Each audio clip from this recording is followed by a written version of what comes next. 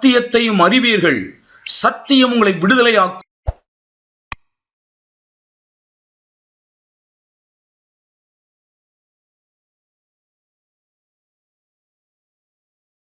கர்த்தருடைய வார்த்தைக்கு நேராக நம்முடைய இருதயங்களை நம்ம எல்லாரும் திருப்பலாம். எல்லா தேவனுடைய பிள்ளைகளும் ஆண்டவருடைய வார்த்தையை கேட்கும்படி நம்முடைய இருதயத்தை திருப்ப வேண்டும் என்று கேட்டுக்கொள்கிறேன். எல்லாரும் திருப்பிக் கொள்வோமா? தேவனுடைய வார்த்தைக்கு நேராக நம்முடைய இருதயங்களை திருப்புவோம். ஏசாயா தீர்க்கதரிசியின் புத்தகம் 56 அதிகாரம். ஏசாயா தீர்க்கதரிசியின் புத்தகம் 56 அதிகாரம் 8வது வசனத்தை நம்ம எல்லாரும் சேர்ந்து வாசிக்கலாம். ஏசாயா 56 அதிகாரத்தில் 8வது வசனத்தை நம்ம எல்லாரும் சேர்ந்து வாசிக்கலாம். இஸ்ரவேலில் தள்ளுண்டவர்களை சேர்க்கிற கர்த்தராகிய ஆண்டவர் அவனிடத்தில் சேர்க்கப்பட்டவர்களை அல்லாமல் இன்னும் அவனிடத்தில் சேர்ப்பேன் என்கிறார். இஸ்ரவேலிலே தள்ளுண்டவர்களை சேர்க்கிற கர்த்தராகிய ஆண்டவர். இஸ்ரவேலிலே தள்ளுண்டவர்களை சேர்க்கிற கர்த்தர். அல்லேலூயா. இதை சுருக்கமா சொன்னீங்கன்னா, தள்ளப்பட்டவர்களை சேர்க்கிற கர்த்தர். எல்லாரும் ஒரு தடவை சொல்லுங்க. தள்ளப்பட்டவர்களை சேர்க்கிற கர்த்தர். சொல்லுங்க. மறுபடியும் ஒரு தடவை சொல்லுங்க. தள்ளப்பட்டவர்களை சேர்க்கிற கர்த்தர். அல்லேலூயா, அல்லேலூயா. நான் சொல்ல போகிறவைகளை கொஞ்சம் கவனமாய் கவனிங்க. இந்த உலகம் ஒரு நாள் நம்மை தள்ளினது. இந்த உலகம் நம்மை தள்ளினது, இன்னும் நம்மை தள்ளுகிறது. குடும்பத்தை விட்டு நம்மை தள்ளுகிறது. ஆண்டவராக இயேசு கிறிஸ்துவை சொந்த இரட்சகராக ஏற்றுக்கொண்டது நிமித்தமாய், தெய்வத்தை ஆராதிக்கிறது நிமித்தமாய் இந்த உலகம் நம்மை புறம்பே தள்ளுகிறது. எல்லா காரியத்திலேயும், படிப்பிலும், அரசாங்கம் கொடுக்கிற சலுகைகளிலும், பதவி உயர்வுகளிலும், இந்த உலகத்தில் இருக்கிற சகலவித நன்மைகளிலும் நம்மை பங்கு பெற விடாதபடி இந்த உலகம் நம்மை புறம்பே தள்ளுகிறது. இந்த உலகம் தள்ளுகிற உலகம் தான் இது. இந்த உலகம் யாரையெல்லாம் ஆகாதவன் என்று தள்ளினதோ, அருவருக்கப்பட்டவர்களாக தள்ளினதோ, அவர்கள் எல்லாரையும் கடவுள், சர்வ வல்லமையுள்ள தேவன், அவர் தம்முடைய பிள்ளைகளாக அவர் சேர்த்துக் கொள்ளுகிறார். தள்ளுண்டவர்களை சேர்க்கிற கர்த்தர். எத்தனை அற்புதமான ஒரு வார்த்தை தெரியுமா இது? அல்லேலூயா. தள்ளுண்டவர்களை, தள்ளப்பட்டவர்களை சேர்க்கிற கர்த்தர். இந்த உலகம் உன்னை தள்ளுகிறது என்று ஆண்டுடைய பிள்ளை நீ கலங்காது. ஒரு கிராமத்தில் இருக்கிற உன்னை தள்ளுகிறார்கள் என்று கவலைப்படாத.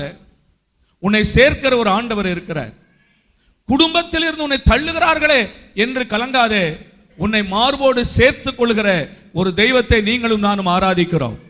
ஏன் தெரியுமா? ஏன் அவர் அப்படி சேர்க்கிறார்? ஏன் உலகம் எங்கிலும் தள்ளப்பட்ட மக்களை ஏன் அவர் சேர்க்கிறார்? ஜாதிகள் பார்த்து, பணங்களை பார்த்து, ஐஸ்வர்யங்களை பார்த்து, படிப்பு கல்விகளை பார்த்து, நிறங்களை பார்த்து இந்த உலகம் தள்ளுகிறதே. அப்படிப்பட்டதான ஜனங்களை எல்லாம் அவர் ஏன் சேர்த்து கொள்கிறார் என்றால், அவரே தள்ளப்பட்டவர். அல்லேலூயா சொல்லுங்க. அவரே தள்ளப்பட்டவர்.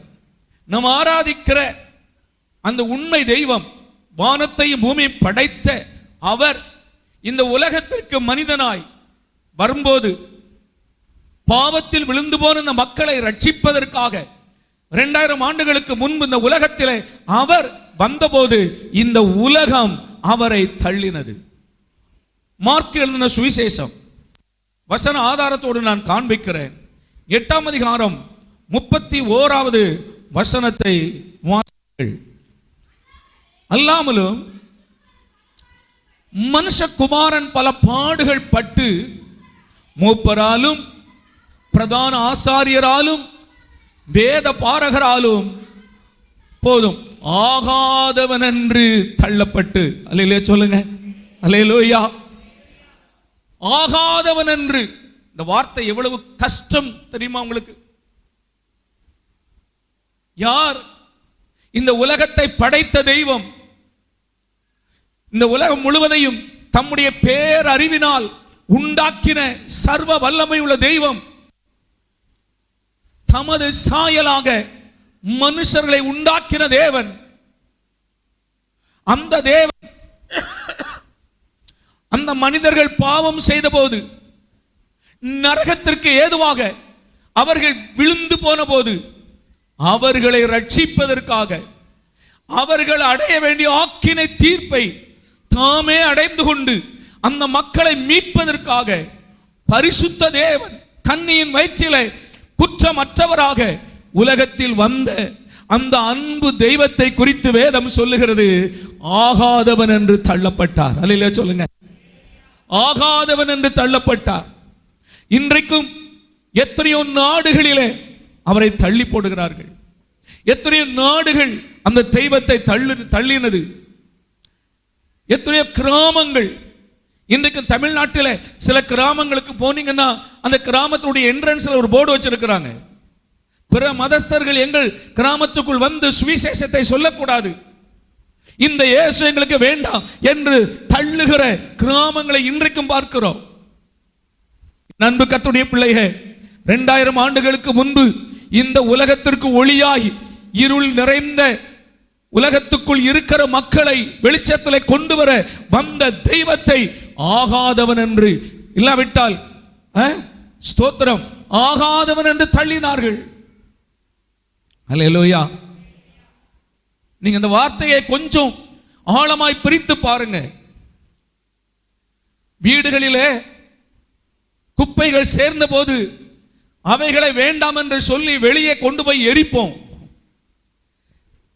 வருடத்திற்கு ஒரு தடவையாவது ஒரு நாள் வச்சிருக்கிறாங்க தமிழ்நாட்டில். அந்த நாளிலே அவைகளை கொண்டு போய் எல்லாவற்றையும் என்ன செய்வாங்களா, ஆகாத பொருட்களை எல்லாம் புறம்பே தள்ளி கொண்டு போய் எரிப்பார்கள். என் தேவன் இந்த உலகம் ஆகாதவன் என்று தள்ளினது. அல்லேலூயா சொல்லுங்க. ஆகாதவன் என்று தள்ளினது. அவரோ நன்மை செய்கிறவராய் சுற்றி திரிந்தார். குருடர்களுக்கு பார்வை கொடுத்தார், சப்பானிகளை நடக்க பண்ணினார், குஷ்ட ரோகிகளை சுகமாக்கினார், மரித்தோரை உயிரோடு எழுப்பினார், பாவிகளை மன்னித்தார், அவர்களை மனிதனாக மாற்றினார், பரிசுத்தவான்களாக மாற்றினார். அந்த தேவனை ஆகாதவன் என்று தள்ளினது. ஆண்டவருக்கு ஸ்தோத்திரம். இன்னொரு வசனம் வாசிக்கலாமா? இன்னொரு வசனம் 1 பேதுருவின் புஸ்தகம் 2ஆம் அதிகாரம் 4வது வசனம். 1 பேதுருவின் புஸ்தகம் 2ஆம் அதிகாரம் 4வது வசனம். நான் சொல்லுகிற வார்த்தையை நீங்கள் ஆழமாய் உடைய மனதில் வைங்க. நீங்களும் நானும் இன்றைக்கு சேவிக்கிற கர்த்தர் உன்னையும் என்னையும் மனதுருக்கம் நிறைந்தவராய் சேர்த்து கொண்டாரே, அதற்கு காரணம் என்ன தெரியுமா? உன் வலி, உன் வேதனை என்னதென்று அவருக்கு தெரியும். தள்ளப்பட்ட உன் மனநிலை என்னதென்று அவருக்கு தெரியும். இந்த சமுதாயத்தில் உன்னை ஆகாதவன் என்று தள்ளினார்களே, இந்த வேதனைகளை எல்லாம் அவர் அறிவார். ஏன் தெரியுமா? அவர் ஆகாதவன் என்று தள்ளப்பட்டவர். ஸ்தோத்திரம். வேத பாரகராலும் மூப்பராலும் பரிசேயராலும் ஆசார்கள் தள்ளப்பட்டார் என்று மார்க்கில் வாசித்தோம். இங்கே பேதுரு சொல்லுகிறார், மனுஷரால் தள்ளப்பட்டதாயினும். அல்லேலூயா. மனுஷர்கள் அவரை தள்ளினார்கள். ஆண்டவருக்கு ஸ்தோத்திரம். அந்த வேதனை, தள்ளப்படும் போது அதனுடைய வேதனை என்னதென்று அவர் அறிவார். உங்களுக்கு ஒன்று தெரியுமா? இந்தியாவிலே இன்று சொல்லப்போன தமிழ்நாட்டில் தென் மாவட்டங்களில் மட்டும்தான் அதிகமான கிறிஸ்தவர்கள் இருக்கிறாங்க. ஆமா தானே? தென் மாவட்டத்திலே குறிப்பாய் சொல்லப்போனால் கன்னியாகுமரி, நாகர்கோயில், தூத்துக்குடி, திருநெல்வேலி, இந்த மாவட்டங்கள் அதிகமான கிறிஸ்தவர்கள் இருப்பதற்கு என்ன காரணம் தெரியுமா?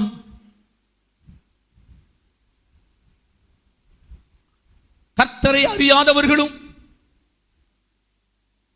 தேவனுடைய மார்க்கத்திற்கு விரோதமாக இருக்கிறவர்களும் சொல்லுகிறது என்ன?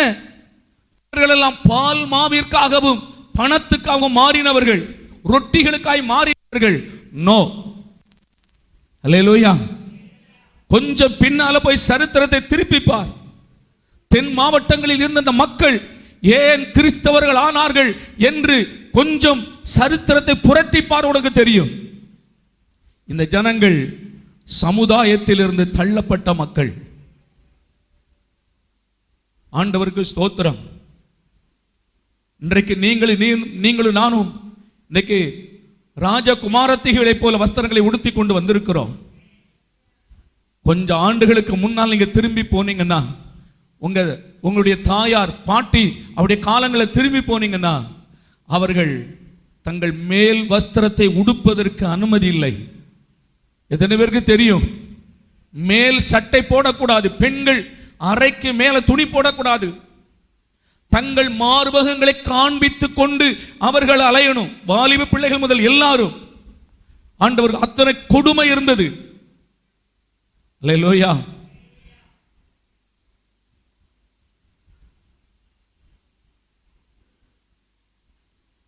அதுதான் உயர் குலத்தினருக்கு நீங்கள் கொடுக்கிற மரியாதை என்று சொல்லுகிறது.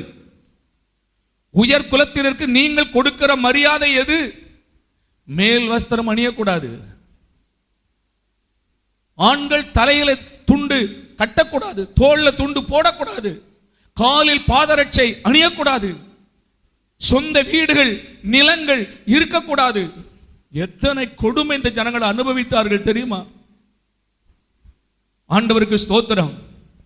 அந்த கொடுமையிலிருந்து தங்களை காப்பாற்றிக் கொள்வதற்கு மிஷனரிமார்கள் வந்து அவர்கள் கர்த்தருடைய ஊழியங்களை செய்த போது, சுவிசேஷத்தை சொன்ன போது, நீங்கள் தேவனுடைய பிள்ளைகளாய் மாறினால் வஸ்திரங்களை உடுத்திக் கொள்ளலாம் என்று ஒரு விடுதலையை அறிவித்த போது, ஆண்டவருக்கு ஸ்தோத்திரம், தங்கள் மானத்தை காப்பதற்காக அநேக மக்கள் தேவனிடமாய் திரும்பினார்கள். அல்லேலூயா. இந்த தள்ளப்பட்ட ஜனங்களை ஆண்டவர் தன் பக்கமாய் சேர்த்து கொண்டு வந்தார். கரங்களை தட்டி கர்த்தருக்கு நன்றி சொல்லுங்க. அல்லேலூயா. தள்ளப்பட்ட ஜனங்கள் திருதாமெங்கூர் கேரளாவில் இருக்கதான சமஸ்தானம் கொடுமையாய் நடத்தினாங்க. அவங்க வைத்ததான் சட்டம். அதை எதிர்த்து மேலாடை அணிவதற்காக 37 ஆண்டுகள் போராடினாங்களா? 37 ஆண்டுகள் போராடினாங்க. ஆனால் கிறிஸ்தவ மிஷனரிகள் வந்து சுவிசேஷத்தை அறிவித்து அவர்களுக்கு நற்செய்திகளை கொண்டு வந்த போது இந்த ஜனங்கள் தேவன் பக்கமாய் திரும்பினாங்க. ஆண்டவருக்கு ஸ்தோத்திரம். அல்லேலூயா. 2011 எடுத்த கணக்கின்படி 2011 தான் இருக்குது. இப்போ 2024 25 கணக்கு எடுக்கல இன்னும். அந்த 2011 எடுத்த அந்த கணக்கின்படி பார்த்தீங்கன்னா கன்னியாகுமரி மாவட்டத்தில் 46% கிறிஸ்தவங்களா மாறினாங்க. 2011 கணக்கின்படி. அல்லேலூயா. 46%. அப்ப நான் சொல்கிறேன், இன்றைக்கு 2011 என்றால் இப்போ 14 ஆண்டுகள் ஆயிருக்கிறது. எத்தனை சதவீத மக்கள் தேவனுடைய பிள்ளைகளாய் மாறினார்கள் தெரியாது. அல்லேலூயா. தூத்துக்குடி மாவட்டத்தில் 16.7, திருநெல்வேலி மாவட்டத்தில் 10.6. இந்த ஜனங்கள் எல்லாம் மாறுவதற்கு என்ன காரணம் என்றால் இந்த ஜனங்கள் தள்ளப்பட்டார்கள். சமுதாயத்தில் தள்ளப்பட்டாங்க. ஒரு காலத்தில் நீ எதிரே அவர்கள் வரும்போது அவர்களுக்கு எதிரே நீ வர முடியாது. அல்லேலூயா சொல்லுங்க. அல்லேலூயா. எதிரே வர முடியாது. தீட்டுப்பட்டவர்கள், அருவருக்கப்படத்தக்கவர்கள். இந்த இடத்துல இன்னொன்றை நான் உங்களுக்கு ஞாபகப்படுத்துகிறேன். இந்த முழு உலகத்திலும் இன்றைக்கு ஆண்டவர் கல்வாரி சிலுவையில் மரித்த பிறகு முழு உலகத்திலும் இருந்து நம்மளை தெரிந்து கொண்டிருக்கிறார். ஆனால் இந்த உலகத்தில் ஆண்டவர் பிறக்கிறதுக்கு முன்னால ஒரே ஒரு ஜனத்தை ஆண்டவர் தமக்காய் தெரிந்து கொண்டார். அவர்கள் யார்? இஸ்ரவேலர்கள். ஆமா தானே? இல்ல எபிரேயர்கள். அவர்கள் சமுதாயத்தில் உயர்ந்தவர்களா? இன்றைக்கு உயர்ந்தவர்கள். நம்முடைய ஆண்டவராக இயேசுவை பற்றி சொல்லுகிறது போல, மனுஷர்கள் எல்லாரும் ஆகாதவென்று தள்ளின அவரை மூலைக்கு தலைக்கல்லாக கர்த்தர் மாற்றினார். எல்லா நாமங்களுக்கும் மேலான நாமத்தை அவருக்கு தந்தருளி வானாதி வானங்களுக்கு மேலாக அவரை உயர்த்தி இன்னைக்கு வைத்திருக்கிறார். அதே போல இஸ்ரவேல் மக்கள் இன்றைக்கு உயர்ந்த ஸ்தானத்தில் இருக்கிறாங்க. உலகத்திற்கே முன்னோடிகளாய் ஐஸ்வர்யத்திலும் அறிவிலும் திறமையிலும் சகல காரியத்திலும் இன்னைக்கு உயர்ந்த நிலைமையில் இருக்கிறாங்க. ஆனால் கர்த்தர் அவர்களை தெரிந்து கொண்ட போது அவர்கள் யாராக இருந்தாங்க தெரியுமா? தள்ளப்பட்ட மக்களாக, அல்லேலூயா, தள்ளுண்ட ஜனங்களாக. ஒரு 2 வசனம் வேகமே வாசிக்கலாம். உபாகமத்தின் புத்தகம் 7ஆம் அதிகாரம் 6-7 வசனம். உபாகமத்தின் புத்தகம் 7ஆம் அதிகாரம் 6-7 வசனம். நீ உன் தேவனாகிய கர்த்தருக்கு பரிசுத்த ஜனம், பூச்சக்கரத்தில் உள்ள எல்லா ஜனங்களிலும் உன் தேவனாகிய கர்த்தர் உன்னை தமக்கு சொந்தமாய் இருக்கும்படி தெரிந்து கொண்டார். நல்ல கவனிங்க, நீ பரிசுத்த ஜனமாய் இருந்ததனால் அல்ல, நீ பரிசுத்த ஜனமாய் இருக்கும்படிக்கு கர்த்தர் உன்னை தெரிந்து கொண்டார். அடுத்த வசனம், சகல ஜனங்களிலும் நீங்கள் திரட்சியான ஜனம் என்று கர்த்தர் உங்கள் பேரில் அன்பு வைத்து உங்களை தெரிந்து கொள்ளவில்லை. அல்லேலூயா சொல்லுங்க. அல்லேலூயா. என்னவா? நீ சகல ஜனங்களிலும் திரட்சியான, அறிவிலும் பண்பிலும் ஐஸ்வர்யத்திலும் நீ திரட்சியான ஜனம் என்று நான் உன்னை தெரிந்து கொள்ளவில்லை. நீங்கள் சகல ஜனங்களிலும் கொஞ்சமாய் இருந்தீர்கள். ஆமா, அல்லேலூயா. இன்றைக்கு நான் சொல்றேன், குடும்பத்தில் கிராமங்களில் நாங்கள் அற்பமாய் எண்ணப்படுகிறோம் என்று எண்ணுகிறீர்களோ, இந்த உலகம் உங்களை தள்ளுகிறதோ, கவலையே படாதீங்க. தள்ளப்பட்ட ஒருவர் நமக்கு இருக்கிறார், அவர் நம்மை சேர்த்துக் கொள்கிறார். அல்லேலூயா. இஸ்ரவேலில் தள்ளுண்டவர்களை சேர்க்கிற கர்த்தர். ஆமென். இந்த உலகம் தள்ளுகிறது என்று கவலைப்படாத. இந்த உலகை என்றைக்கு உன்னை தள்ளுகிறதோ அன்றைக்கு பரலோகம் உன்னை சேர்த்துக் கொள்ளும். இன்னும் ஒரு சில வசனங்களை நான் உங்களுக்கு வாசிக்கிறேன் நம்முடைய தெரிந்து கொள்ளுதலுக்காக. ஆதியாகமத்தின் புத்தகம் 43ஆம் அதிகாரம் 32வது வசனத்தையும் 46ஆம் அதிகாரம் 34ஆம் வசனத்தையும் வாசிக்கலாம். 43:32. எகிப்தியர், நல்ல கவனிங்க, எகிப்தியர் எபிரேயரோடு சாப்பிட, சொல்லுங்க, சாப்பிட. இன்றைக்கு அதே நிலைமை இருக்குதா? மேல் ஜாதிக்காரர்கள் என்று சொல்லுகிற அவர்கள் தாழ்த்தப்பட்ட மக்களோடு கூட நாங்க என்ன பண்ண மாட்டோம்? சொல்லுங்க. உங்க பக்கத்துல உட்கார்ந்து ஒரு கல்யாண வீட்டுக்கு போறீங்க, உங்க பக்கத்துல உட்கார்ந்து அவங்க என்ன பண்ண மாட்டாங்க? சாப்பிட மாட்டாங்க. அவங்களுக்கு தனி ரோ வச்சிருக்கணும். ஒருவேளை அவங்க வந்தாங்கன்னா அவங்களுக்கு தனி ரோ வைக்கணும். சாப்பிட மாட்டாங்க. இதே நிலைமைதான் ஒரு காலத்துல யாருக்கு இருந்தது? இன்றைக்கு இருக்கிற இஸ்ரவேலர்கள் என்று அழைக்கப்படுகிற யூதர்கள் என்று அழைக்கப்படுகிற எபிரேயர்களுக்கு இருந்தது. எகிப்தியர்கள் எபிரேயரோட சாப்பிட மாட்டார்கள்.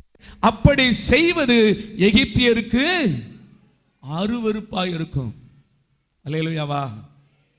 அப்ப இந்த எபிரேய மக்கள் இல்லாவிட்டால் யூதர்கள், இஸ்ரவேலர்கள் எப்படி இருந்திருக்கிறாங்க? மற்றவர்களோடு சமநிலையில் உட்கார்ந்து சாப்பிடக்கூட தகுதி இல்லாதவர்கள். அந்த மக்களை தான் ஆண்டவர் தெரிந்து கொண்டார். ஆமென் சொல்லுங்க. சந்தோஷம் இல்லையா உங்களுக்கு? அந்த மக்களை தான் கர்த்தர் சேர்த்து கொண்டார். இன்னொரு வசனம் அதை சொன்ன 46:34. 46ஆம் அதிகாரத்தில், ஆதியாகமத்தின் புத்தகம் 46ஆம் அதிகாரம் 34ஆம் வசனம். நீங்கள் கோசை நாட்டிலே குறியெடுக்கும்படி எங்கள் பிதாக்களை போல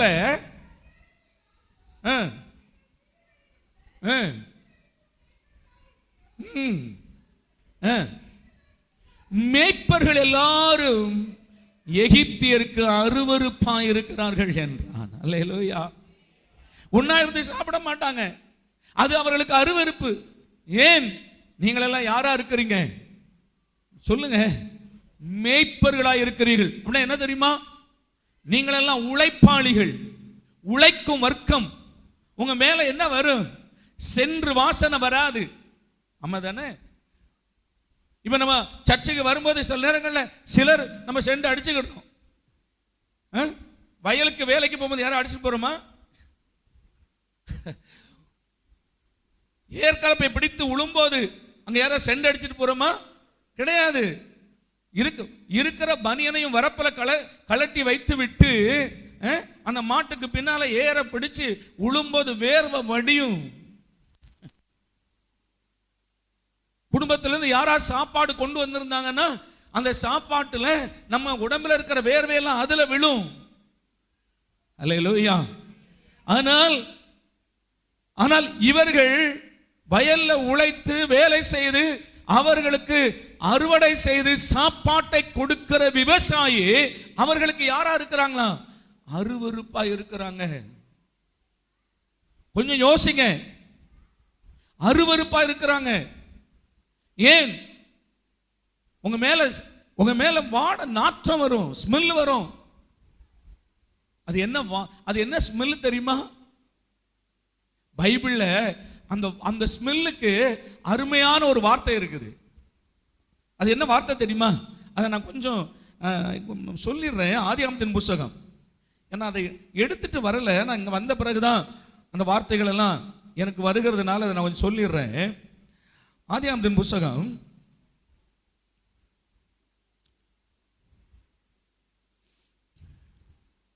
27ஆம் அதிகாரம்.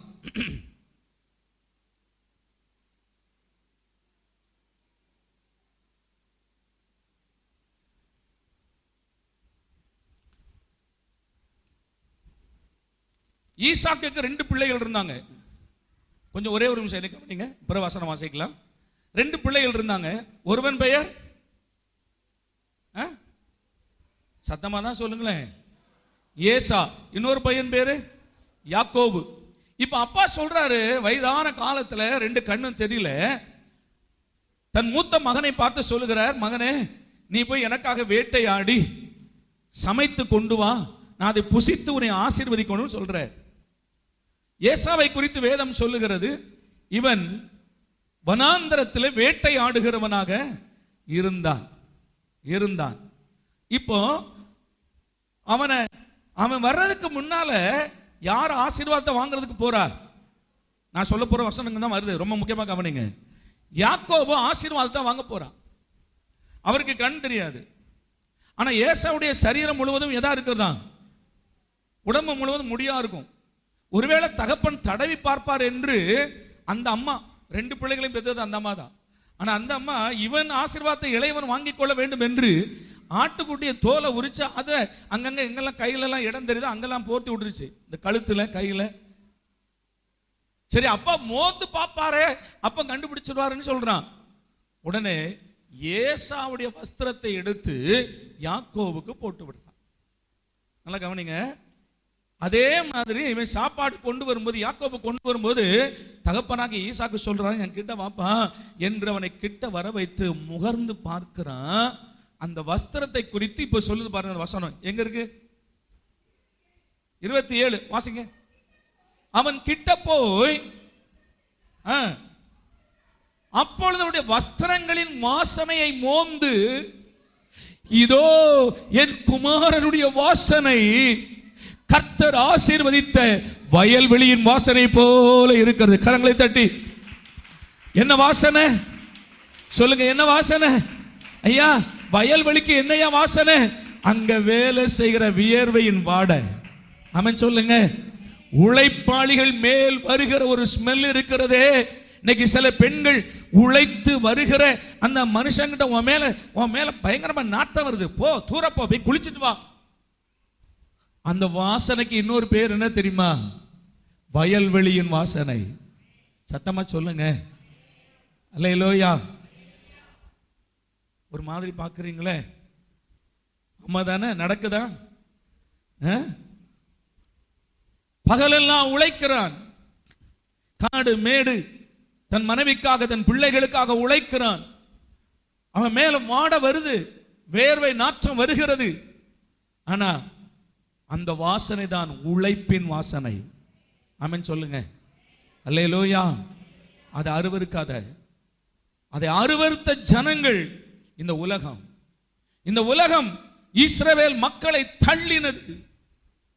மேய்ப்பர்கள் அருவருப்பானவர்கள் தள்ளினது, என் தேவனோ அந்த ஜனங்களை தெரிந்து கொண்டு அவர்களை அறிவாளியும் ஞானிகளுமாய் மாற்றி அவர்களுக்குள்ளே விஞ்ஞானிகளை எழும்ப பண்ணி, உலகத்தில் அவர்கள் கண்டுபிடிக்காத எந்த தொழில் துறையும் இல்லை, அவர்கள் வாங்காத பட்டங்கள் இல்லை. என் அன்பு பிள்ளைகளே, இன்றைக்கு உலகத்தில் மிக உயர்ந்த இடத்தில் இன்றைக்கு இஸ்ரவேலர்களை கர்த்தர் வைத்திருக்கிறாரே. அதற்கு காரணம் என்ன? இந்த உலகம் அவர்களை தள்ளினது, கர்த்தரோ அவர்களை சேர்த்து கொண்டார். அல்லேலூயா. இந்த உலகம் தள்ளுகிறது என்று கவலைப்படாத, எண்ணாத, கர்த்தர் ஒருவர் உன்னை சேர்த்துக் கொள்ளுவார். ஜாதியை சொல்லி உன்னை அருவருக்கிறாங்களா? கவலைப்படாத, உன்னை நேசிக்கிற ஒரு கர்த்தர் உண்டு, உன்னை போஷிக்கிற ஒரு கர்த்தர் உண்டு, உன்னை உயர்த்துகிற ஒரு கர்த்தர் உண்டு. எந்த கிராமத்தில் உன்னை ஜாதிகளை சொல்லி உன்னை வெறுக்கிறார்களோ, உன்னை அவமதிக்கிறார்களோ, தள்ளுகிறார்களோ, அங்கே கர்த்தரை நினைவு கூறும் மகனே. ஆமென். இதனோட இன்னொன்றே நான் சொல்றேன். பாஸ்டர் ஆராதனையில ஒரு காரியம் சொன்னா தெரியுமா? கருப்பின மக்கள், ஆப்பிரிக்காவை சேர்ந்த கருப்பின ஜனங்கள், அந்த ஆப்பிரிக்கர்கள் நிறத்துல கருப்பா இருக்கிறாங்க. அவர்கள் கருப்பா இருக்கிறதுனால வெள்ளைக்காரர்கள் அவர்களை மிருகங்களுக்கு ஒப்பாக நடத்தினார்கள். ஆடு மாடுகளை விட கேவலமாக நடத்தினார்கள். சந்தையில் அவர்களை கொண்டு போய் வியாபாரம் பண்ணுவார்கள். விளங்குதா உங்களுக்கு? யார? கத்திரிக்காய் தக்காளி வியாபாரம் பண்ணுகிறதை போல ஆப்பிரிக்க கருப்பின மக்களை சங்கிலி போட்டு அங்க கட்டி வச்சிருப்பான். இந்த ஆடுகளை கட்டி வச்சிருக்க மாதிரி கட்டி வச்சிருப்பான். அவர்களை இவர்கள் பணத்திற்கு விலை கொடுத்து வாங்குவாங்க, தங்கள் வீடுகளிலே அடிமை வேலை செய்வதற்கு. எத்தனை கொடுமையாய் நடத்தப்பட்டார்கள். மகாத்மா காந்தி சவுத் ஆப்பிரிக்கா போயிருக்கும் போது அவரே என்ன பண்ணலையா, ஆலயத்துக்குள்ள நீ கருப்பா இருக்கிற ஆலயத்துக்குள்ள வரக்கூடாதுன்னு சொல்லிட்டாங்க. இல்லைன்னா அவர் கிறிஸ்தவனாய் மாற வேண்டியவர். இங்க நான் உனக்கு ஒண்ணு சொல்றேன்.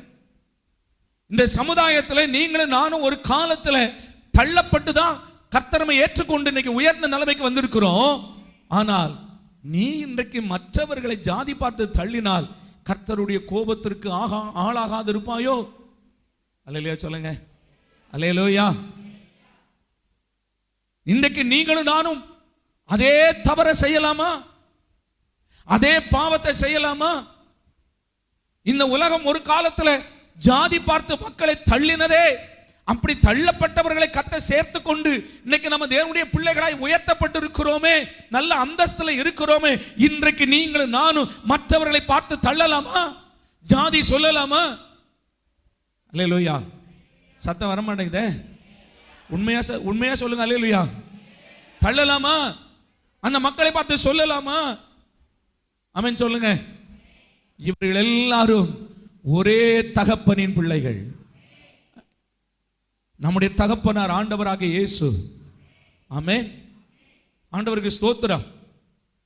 இப்படி தள்ளப்பட்ட ஆப்பிரிக்க கருப்பின மக்கள் இருக்கிறாங்களே, கொடுமைப்படுத்தப்பட்டார்களே, மனிதனாக எண்ணப்படவே இல்லை. ஆண்டவருக்கு ஸ்தோத்திரம். இந்த ஜனங்களை ஆண்டவர் நேசித்தார். இவர்களுக்கு சுவிசேஷத்தை கொண்டு போனார்கள். இந்த ஜனங்களுக்கு சுவிசேஷத்தை எடுத்துக்கொண்டு போனவர்கள் தான், போனவர்களில் ஒருவர் தான் லிவிங்ஸ்டன் என்றவர்தான் ஒரு தேவ மனிதன்.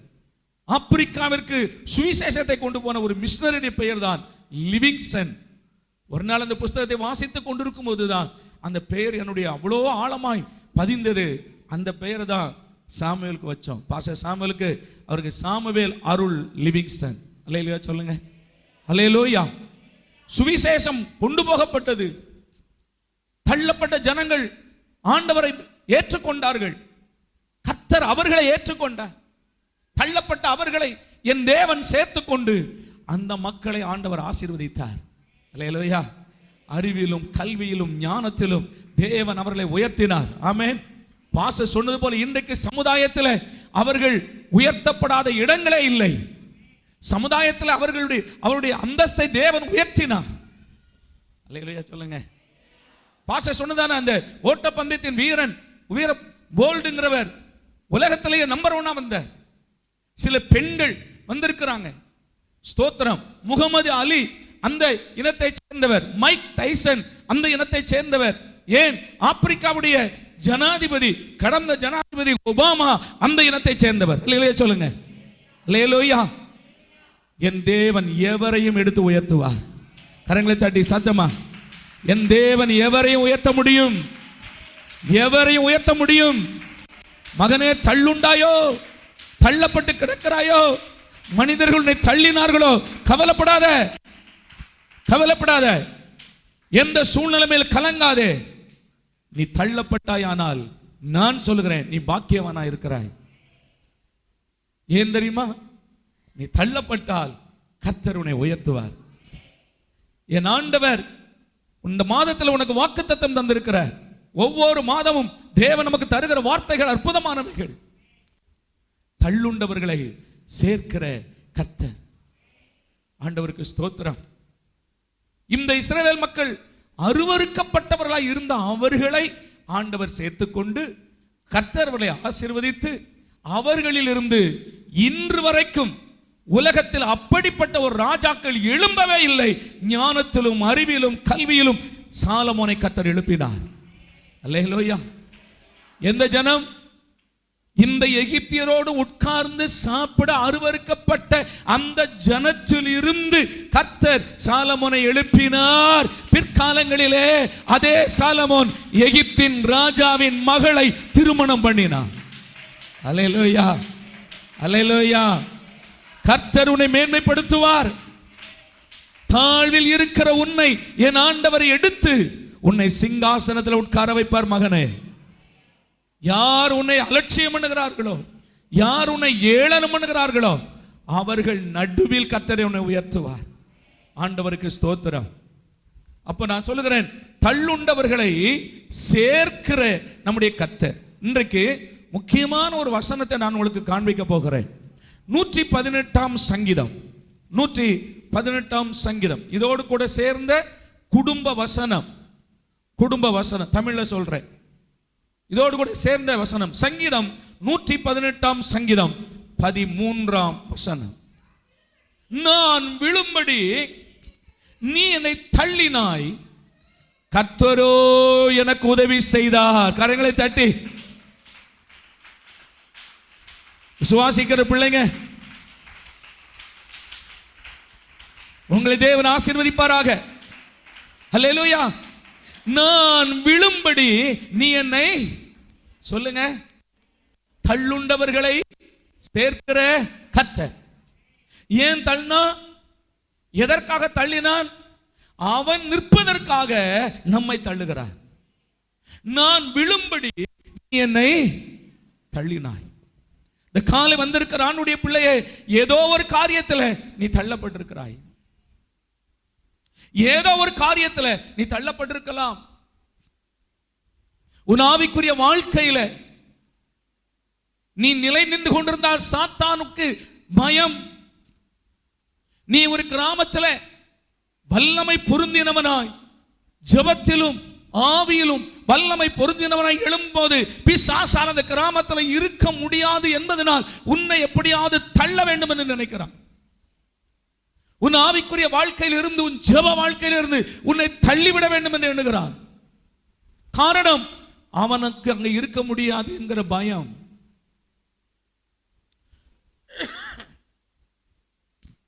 ரெண்டு பேர் ஒன்று சேர்ந்து ஒரு கிராமத்தில் கரம் பிடித்து ஆவியில ஒருமனப்பட்டு ஆவியில அனலாய் ஜெபிக்க ஆரம்பித்தால் அந்த கிராமங்கள்ல அசுத்தாவி இருப்பது கேள்விக்குறி. ஆகையினால் நம்ம என்ன பண்ணுகிறோம்?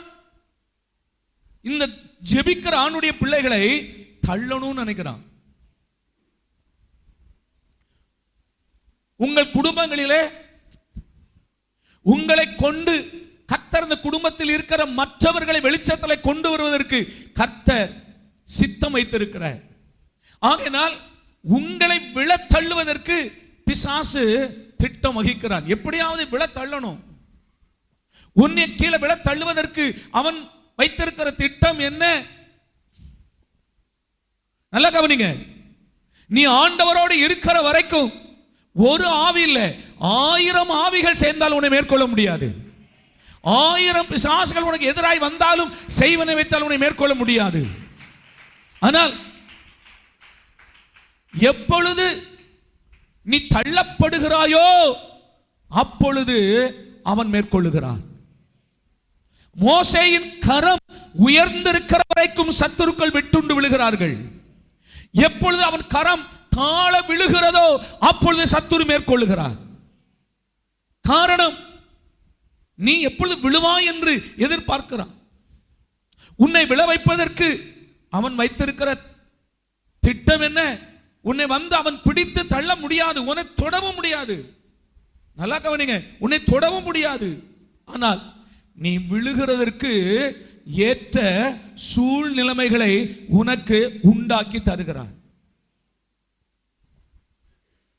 நான் சொன்னேன், இந்த இஸ்ரவேல் மக்கள் அருவருக்கப்பட்ட அந்த ஜனங்களை கர்த்தர் சேர்த்து கொண்டு அவர்களை கர்த்தர் சொன்னார், நீங்கள் பரிசுத்த ஜனம்,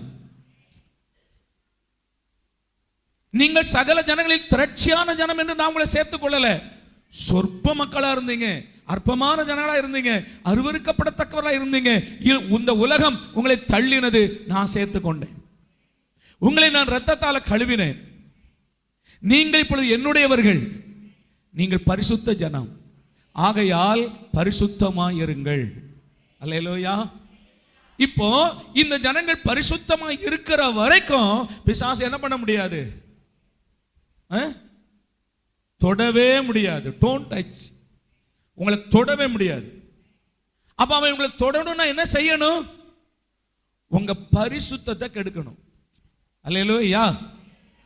பரிசுத்தத்தை கெடுக்கணும். அதுதான் விழுகிறது, அதான் தள்ளுறது.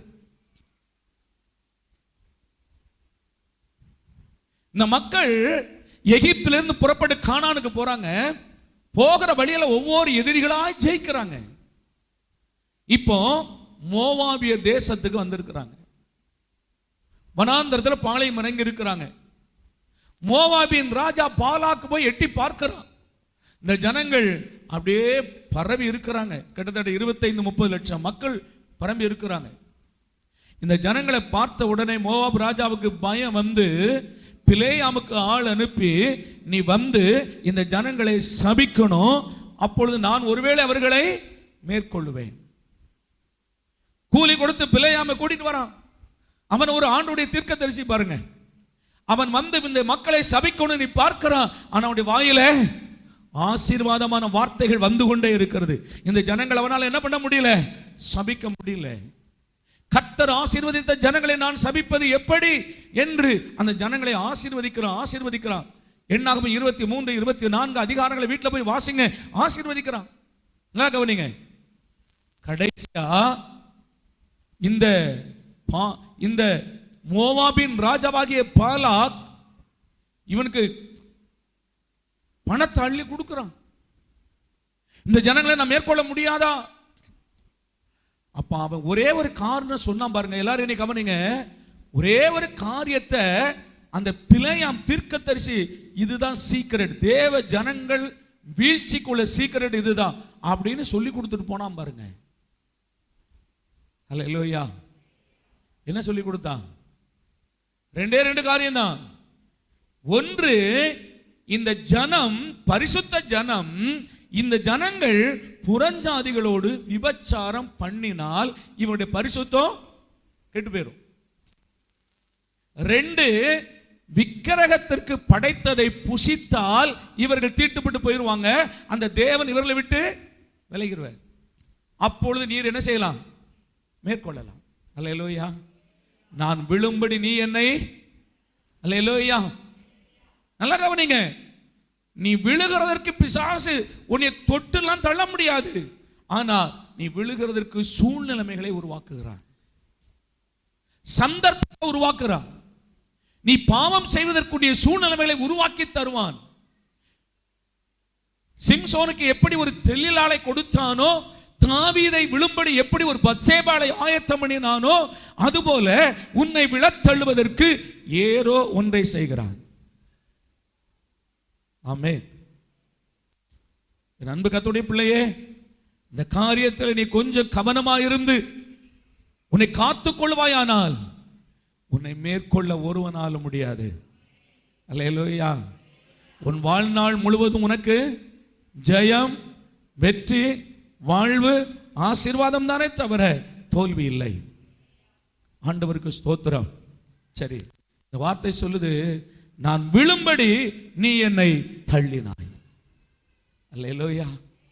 நீ என்னை தள்ளினாய். கர்த்தரோ எனக்கு ஆதரவாயிருந்தார். கர்த்தரோ எனக்கு உதவியாயிருந்தார். கர்த்தரோ என்னை எனக்கு உதவி செய்தார். ஆண்டவருக்கு ஸ்தோத்திரம். எப்படி உதவி செய்தார்? கவனிங்க, எப்படி உதவி செய்தார்? அந்த கிருபைன்னு ஒண்ணு வச்சிருக்காரு பாத்தீங்களா? கிருபை.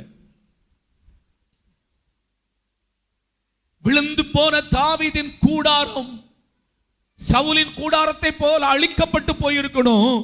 ஆனால் அந்த கிருபை, தாவீதுக்கு கர்த்தருடைய கண்களில் கிடைத்த அந்த கிருபை அவனுக்கு உதவியாய் வந்தது.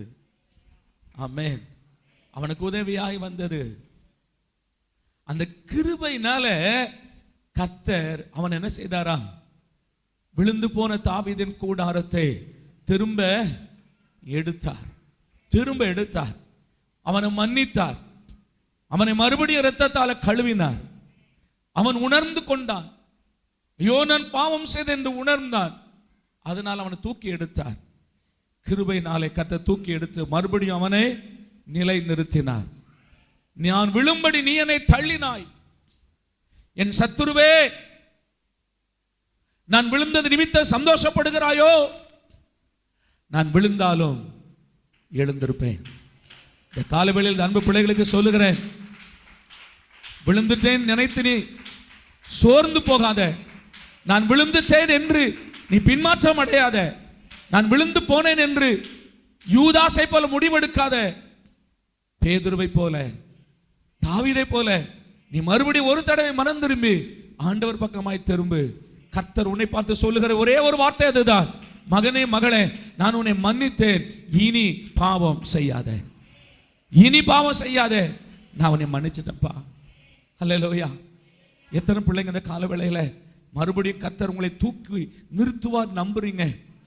ஸ்தோத்திரம். ஒருவேளை உங்களை ஆவியில விழுந்து போனீர்களோ, ஜெப வாழ்க்கையில, பரிசுத்த வாழ்க்கையில, விசுவாச வாழ்க்கையில விழுந்து போனீர்களோ, இன்றைக்கு இந்த ஜூலை மாதத்துல கர்த்தர் இன்னைக்கு உங்களோடு சொல்லுகிறார், நான் உன்னை மறுபடியும் தூக்கி எடுப்பேன். நான் உன்னை மறுபடியும் நிலை நிறுத்துவேன். உன்னை நான் எழுந்து நிற்க பண்ணுவேன். ஆனால் நீ இனி பாவம் செய்யாத, இனி தவறு பண்ணாத. இன்னைக்கு உன்னை ஒப்புக்கொடு, நான் உன்னை தூக்கி எடுப்பேன். அல்லேலூயா. எல்லாரும் எழுப்பி நிற்போம். தள்ளுண்டவர்களை சேர்க்கிற கர்த்தர். இந்த மாதத்துல தேவன் உனக்காகவே இந்த வார்த்தையை தந்திருக்கிறார். தள்ளுண்டவர்களை சேர்க்கிற கர்த்தர்.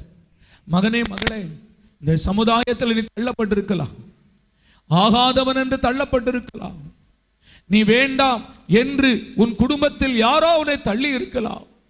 ஆனால் பரலோகத்திலிருந்து நீட்டப்பட்ட ஒரு கரம் இன்று உன் மேல் வைக்கப்படுகிறது. இன்று பரலோகத்திலிருந்து நீட்டப்பட்ட ஒரு கரம் உன்மேல் வைக்கப்பட்டு அது உன்னை சேர்த்து கொள்ளுகிறது என்று சொல்லுகிறேன். அந்த பரலோகத்தின் தேவனுடைய கரம் உன்னை சேர்த்து கொள்ளும். வாயை திறந்து வார்த்தை ஜோமனு, வாயை திறந்து ஜோமனு. அல்லேலூயா. ஸ்தோத்திரம். வாயை திற, நல்ல வாயை திறந்து கர்த்தரை ஸ்தோத்திரம் பண்ணி ஜெபி. அல்லேலூயா. முதலாவது தேவனுக்கு நன்றி சொல்லு. ஆண்டவரே, தள்ளப்பட்டு இருந்த என்னை கர்த்தர் சேர்த்து கொண்டீரே, கர்த்தர் என்னை அரவணைத்து கொண்டீரையா. உம்முடைய அன்புக்கு ஆண்டவரே எத்தனை அளவு உம்முடைய அன்பு பெரியது, உம்முடைய இரக்கங்கள் எத்தனை பெரிதையா. ஆண்டவரே, உம்மை நன்றியோடு துதிக்கிறையா. அல்லேலூயா. அந்த அன்பை நினைத்தால் நீ எப்படி பாடாமல் இருக்க முடியும்? அந்த அன்பை நினைத்தால் நீ எப்படி அவரை முழு இருதயத்தோடு ஆராதிக்காமல் இருக்க முடியும்? கர்த்தருடைய பிள்ளையே, இந்த கால வேளையில உன்னை ஒப்புக்கொடு. ஆண்டவருக்கு ஸ்தோத்திரம். அல்லேலூயா. தாழ்வில் நினைத்தவரை துதியுங்கள், அவர் கிருபை என்றும் உள்ளது. நல்ல வாய் திறந்து கர்த்தரை ஸ்தோத்திரம் பண்ணு. மகனே மகளே, இன்றைக்கு கர்த்தர் உன்னை சேர்த்து கொள்ளாவிட்டால், கர்த்தர் இன்றைக்கு உன்னை தெரிந்து கொள்ளாவிட்டால், இன்றைக்கு இந்த சமுதாயத்தில் நீ தள்ளப்பட்ட ஒரு பாத்திரமாய், தள்ளப்பட்டவனாய், அருவருக்கப்பட்டவனாய், சமுதாயத்தில் புறக்கணிக்கப்பட்டவனாய் நீ இருந்திருக்க கூடும். கர்த்தருக்கு ஸ்தோத்திரம். ஆனால் தேவனோ உன்மேல் இரக்கம் வைத்து, உன்மேல் அன்பு கூர்ந்து, உன்னையும் என்னையும் கர்த்தர் சேர்த்து கொண்டாரே. அந்த அன்புக்காக கரங்களை தட்டி அப்பா நன்றி என்று சொல்லுவாயா? நன்றி என்று சொல்லுவியா? ஹல்லேலூயா. கரங்களை தட்டி ஆண்டவரே உமக்கு நன்றி. வாலிப பிள்ளையே, நன்றி உள்ள இதயத்தோடு கர்த்தரை துதி. உன்னுடைய முன்னோர்களின் காலத்துல அவர்கள் பட்ட அவமானம் எவ்வளவு தெரியுமா? இன்றைக்கு உன்னை கர்த்தர் ராஜாத்திகளை போல வைத்திருக்கிறாரே. கரங்களை தட்டி ஆண்டவருக்கு நன்றி சொல்லு. ஹல்லேலூயா, ஹல்லேலூயா, ஹல்லேலூயா. முன்னோர்களின் காலத்தில் நீ இருந்திருப்பாயானால் எத்தனை அவமானங்களை நீ சகித்திருக்க வேண்டும். ஆமென், ஆமென். கர்த்தர் இது கிருபையின் காலத்தில் கர்த்தர் உன்னை தெரிந்து கொண்டு, கிருபையின் காலத்தில் உன்னை பெயர் சொல்லி அழைத்து அவர் உன்னை சேர்த்து கொண்டார். தம் பிள்ளையாய் சேர்த்து கொண்டார். மகனாக மகளாக சேர்த்து கொண்டார். அல்லேலூயா. நான் விழும்படி நீ என்னை தள்ளினாய். நான் விழும்படி நீ என்னை தள்ளினாய். என் அன்பு பிள்ளையே, கர்த்தர் உன்னை வைத்திருந்த அந்த உயரத்தில் இருந்து விழுந்து போனாயோ? கர்த்தர் உன்னை வைத்திருந்த உயரத்தில் இருந்து விழுந்து போனாயோ? இன்றைக்கு ஆண்டவர் உன்னோடு பேசட்டும். மகனே, நீ மறுபடியும் மனம் திரும்பு. நீ எங்கே விழுந்தாயோ அந்த இடத்திலே மனம் திரும்பு. உன்னை ஒப்புக்கொடு. ஆண்டவரே, நான் என்னை அறிக்கை இடுகிறேன். நான் செய்த தவறை ஒத்துக்கொள்கிறேன். என்னை மறுபடியும் ஒரு விஷயம் தூக்கி எடு என்று ஒப்புக்கொடு. கர்த்தர் இன்னைக்கு உன்னை மறுபடியும் தூக்கி எடுத்து, விழுந்து போன உன்னை மறுபடியும் தூக்கி நிறுத்தி, உன்னை முந்தின சீருக்கு அதே ஸ்தானத்தில் மறுபடியும் கர்த்தர் உன்னை கொண்டு வந்து நிறுத்துவார், நிறுத்துவார். இஸ்ரவேலிலே தள்ளுண்டவர்களை சேர்க்கிற கர்த்தர் உன்னை மறுபடியும் நிலைநிறுத்த வல்லவராய் இருக்கிறார். ஹல்லேலூயா, ஹல்லேலூயா, ஹல்லேலூயா, ஹல்லேலூயா. இப்படி தள்ளப்பட்ட நம்மை சேர்த்து கொண்ட கர்த்தரை ஒவ்வொரு வாரமும் ஆராதிக்க, ஒவ்வொரு வாரமும் கர்த்தருடைய சமூகத்தில் வந்து நன்றி சொல்ல நீங்களும் நானும் கடமைப்பட்டவர்களாய் இருக்கிறோம். திருவிருந்து வாரத்தில் மட்டும் மகனே மகளே நீ வராதபடி ஒவ்வொரு வாரமும் தேவ சமூகத்தில் பிரயாசப்படு. ஒவ்வொரு வாரமும் தேவ சமூகத்தில் ஓடி வர பிரயாசப்படு. கர்த்தர் உன்னை தாழ்வில் இருந்து உயர்த்தினார். அவரை ஆராதிக்க முழு மனதோடு ஓடிவா என்று சொல்லுகிறேன். தொடர்ந்து கர்த்தர் உன்னை ஆசீர்வதிப்பாராக. கர்த்தராகிய இயேசு கிறிஸ்துவின் நாமத்தில் ஜெபம் கேளும் எங்கள் நல்ல பிதாவே, ஆமென். அல்லேலூயா. கர்த்தருக்கு நாம் கொடுக்கிற நேரம், இந்த மாதத்தின் முதல் வாரத்திலே நம்மை சேர்த்து கொண்ட தேவனுக்கு அவருடைய பணி செய்வதற்கு கொடுக்கிற நேரம். கர்த்தர் நம்மை ஆசீர்வதித்து இருக்கிறார். கர்த்தர் நம்முடைய உழைப்பை ஆசீர்வதித்து இருக்கிறார். அதிலிருந்து ஒரு பகுதி எடுத்து நம்ம ஆண்டவர் கை கொடு. எல்லார் கையில் எடுங்க, காணிக்கைகள் கையில் எடுத்துக்கொள்ளுங்க. ஜெபம் பண்ண போகிறோம். கர்த்தர் அதை ஆசீர்வதிக்கட்டும். உடைய காணிக்கைகளை, தசம பாகங்களை, மிஷனரி காணிக்கைகளை கையில் எடுங்க. ஹல்லேலூயா. கர்த்தர் உனக்கு பலனையும் உனக்கு சுகத்தையும் தந்து நீ சம்பாதிக்கிறதற்கு ஆண்டவர் உனக்கு திராணியை தந்த தேவன். கர்த்தர் சொன்னார், கொடுங்கள் அப்பொழுது உங்களுக்கு கொடுக்கப்படும். உற்சாகமாய் கொடுக்கிறவரிடத்தில் தேவன் பிரியமாய் இருக்கிறார்.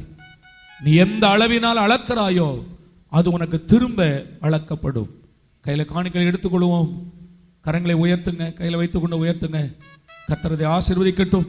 சர்வ வல்லமை உள்ள தேவனே, பரலோக பிதாவே, உம்முடைய பிள்ளைகள் கொண்டு வந்திருக்கிற இந்த காணிக்கைகளை கர்த்தர் ஆசீர்வதி.